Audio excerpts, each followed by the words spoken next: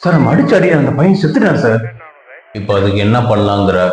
இல்லை சார், நாளைக்கு ஏதாவது பிரச்சனைனா நாம தான் பார்க்க வேண்டி வரும்.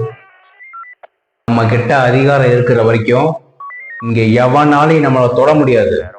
இப்பதானே டிபார்ட்மெண்ட்ல ஜாயின் பண்ணிருக்க, இந்த பதவியோட பவர் என்னன்னு தெரிஞ்சுக்க. இல்ல சார், எனக்கும் குடும்பம் இருக்கு. ஒரு உயிர் போறதை என்னால ஜீரணிக்க முடியல. என்னையா இவ்வளவு யாரு செத்தா ஏன்னு கேட்க ஞாபகம் இருக்கா? 4 அமைப்பு 4 நாளைக்கு வந்து கத்திட்டு போவானுங்க. 4 அரசியல்வாதிங்க பேருக்குன்னு நிவாரணம் கொடுப்பானுங்க. நம்மள அந்த அதிகார அமைப்பு எப்படியாவது காப்பாத்திரும். இந்த பவர் தான் நீயும் நானும். நம்மளை பார்த்தா பயம் வரணும். இங்க நம்ம பவரை புடுங்கன்னா ஒட்டுமொத்த சிஸ்டத்தையும் மாத்தணும். அதை மாத்துற அளவுக்கு இங்க எந்த அரசியல்வாதிக்கும் துணிச்சல் கிடையாது. ஏன்னா அவனுங்களுக்கு நாம தேவை.